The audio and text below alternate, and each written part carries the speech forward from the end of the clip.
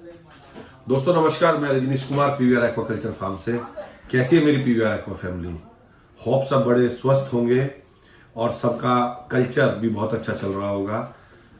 अभी जो natural reservoirs हैं उन सब में नेटिंग अभी नहीं हो पा रही है, तो जो एनसीआर के नजदीक वाले फार्मर्स हैं उनका अच्छा प्राइस में, अगर किसी का अभी ग्रो आउट फिश है तो अच्छे प्राइस में सेल हो रही है, क्योंकि मार्केट में थोड़ी अवेलेबिलिटी कम है।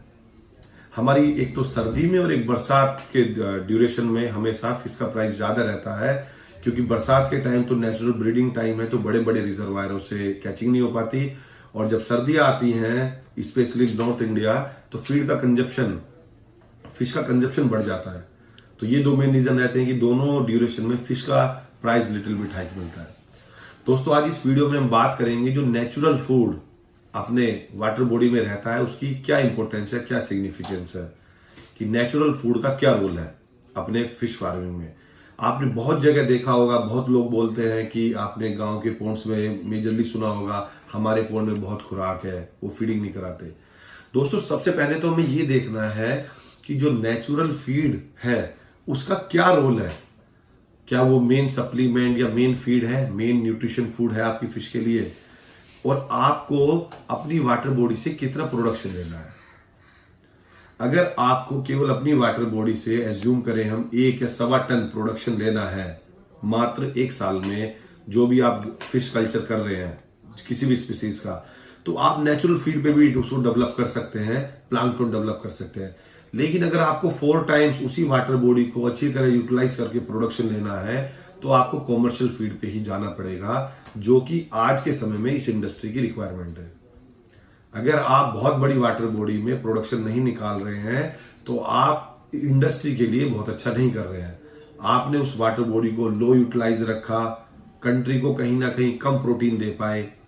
तो जितना आप ज्यादा प्रोटीन डेवलप करोगे, तो इसलिए आपको स्टॉकिंग डेंसिटी के बारे में पूरी नॉलेज होनी चाहिए। आप ऐसा समझ लीजिए, नेचुरल फीड हमारा स्नैक्स का रोल करता है हमारे पूरी डे लाइफ में। अगर मैं उसको ह्यूमन लाइफ से कंपेयर करूं, जैसे कि आप मेनली ब्रेकफास्ट, लंच, डिनर करते हैं, लेकिन पूरे दिन में आप उसी ड्यूरेशन में टी भी लेते हैं, वाटर भी पीते हैं, बिस्किट खाते हैं, फ्रूट्स खाते हैं। वो सब हम क्यों खा रहे हैं? वो हमारी सेल्स की रिक्वायरमेंट है थोड़ी देर में। तो अपना जो प्लांक्टॉन्स, जो बड़ा फेमस वर्ड है, तो हमारे प्लांक्टॉन्स 2 तरीके के होते हैं, फाइटो प्लांक्टन, एक जू प्लांक्टन, या एक्वेटिक प्लांट्स और एक्वेटिक इंसेक्ट्स। उनके अपनी वाटर बॉडी में बढ़ाने के लिए, उनकी जनरेशन के लिए, उनकी फॉर्मेशन के लिए हम फर्मेंटेशन बड़ी रेगुलर प्रोसेस करते रहते हैं, कि जिससे कि हमारा पानी लाइट ग्रीनिश ब्राउनिश कलर हमारा वाटर बॉडी का डेवलप होकर रहे। क्योंकि फाइटो प्लांक्टन, जू प्लांक्टन हमारी ग्रोथ में बड़ा इंपैक्ट रोल प्ले करते हैं। और हर मछली का कल्चर एक स्टॉकिंग डेंसिटी पे ही डिपेंड करता है। आप एक वाटर बॉडी में 5000 मछली भी पाल सकते हैं, आपको उसमें एक्स्ट्रा एरिएशन लगाना पड़ेगा, एक्स्ट्रा फीडिंग करानी पड़ेगी। उसी वाटर बॉडी में आप 1 से 1.5-2 टन प्रोडक्शन भी निकाल सकते हैं कम रिसोर्सेज से। तो ये आपको डिपेंड है कि आपको किस फॉर्म में जाना है। जैसे जैसे हमारा मार्केट का लैंड प्राइस या लीज रेंट बढ़ रहा है, तो हमें प्रोडक्शन भी उसी रेशो में बढ़ाना पड़ेगा। जो हमारा नेचुरल फीड रहता है वो हमारी फिश की ग्रोथ में अच्छा खासा कंट्रीब्यूट करता है। तो आप ऐसा बिल्कुल ना सोचिए कि अगर आपने नेचुरल फीड डेवलप कर दिया है तो आप मेन फीडिंग ना कराएं, और अगर आप कमर्शियल प्रोडक्शन कर रहे हैं। आपको यह भी पता होना चाहिए कि आपकी कौन सी मछली कौन सा प्लांक्टन ज्यादा प्रेफर करती है। जो रहू मछली है वो फाइटो प्लांक्टन ज्यादा खाती है, कतला जो होती है वो जू प्लांक्टन ज्यादा खाती है। और हर मछली का ग्रो आउट उसकी डेंसिटी पे डिपेंड होता है कि आपने कितनी मछली स्टॉक करी है। तो मैं इस वीडियो के डिस्क्रिप्शन में पूरा फर्मेंटेशन का फॉर्मूला भी मेंशन कर दूंगा, कि जिससे कि आप नेचुरल फीड डेवलप करें। डेवलप करना एक क्रिया है और उसको मेंटेन करना दूसरी क्रिया है। तो वो आपकी वाटर बॉडी में मेंटेन भी रहे, तो वो उसके लिए मार्केट में प्लांक्टन नेट्स, प्लांक्टन कोन्स भी आते हैं, जिससे कि आप ये देख सकते हैं अपनी वाटर को मेजर करके कि उसमें वनस्पतियों की कितनी मात्रा है। प्लांक्टन्स को ही जो नेचुरल फूड रहता है, जिसे हम एक्वेटिक प्लांट्स भी कहते हैं, उसको आप ऑक्सीजन फैक्ट्री भी बोल सकते हैं। अगर आपकी वाटर बॉडी में प्लांक्टन्स नहीं है तो हमेशा ही ऑक्सीजन लेवल डिप रहेगा। ऑक्सीजन लेवल मेंटेन करने के लिए आपको प्लांक्टन्स की बहुत ही अनिवार्य रिक्वायरमेंट है। तो ये हमारी जितने प्लांक्टॉन्स रहते हैं, तो हमें ये भी इसके बारे में पता होना चाहिए कि वो कितने प्रोटीन कंट्रीब्यूट करते हैं ग्रोथ में। जब मछली अपनी ग्रोथ स्टेज में रहती है तो उसको आपको प्लांक्टोन के साथ सप्लीमेंट फीड देंगे तो आपको अच्छे रिजल्ट भी ऑब्जर्व होंगे। केवल अगर आपने प्लांक्टोन्स पे करी है तो उसकी सेल लाइफ, बॉडी का टेक्सचर, बॉडी की स्ट्रक्चर, राइट, और जो उसकी टाइटनेस रहती है बॉडी की, वो टोटली डिफरेंट रहेगी comparatively to commercial feed. Commercial feed एक पोषक आहार है, वो हाई प्रोटीन फीड है।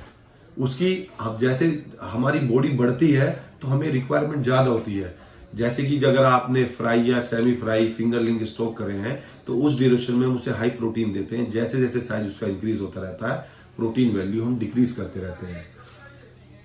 जू प्लांक्टन पैदा करने के लिए आप ग्राउंडनट कोकोनट, जो ग्राउंडनट केक होती है, हम उसको भी उसका अच्छी यूज कर सकते हैं अपनी वाटर बॉडी में, तकरीबन 70 से 100 केजी पर हेक्टेयर।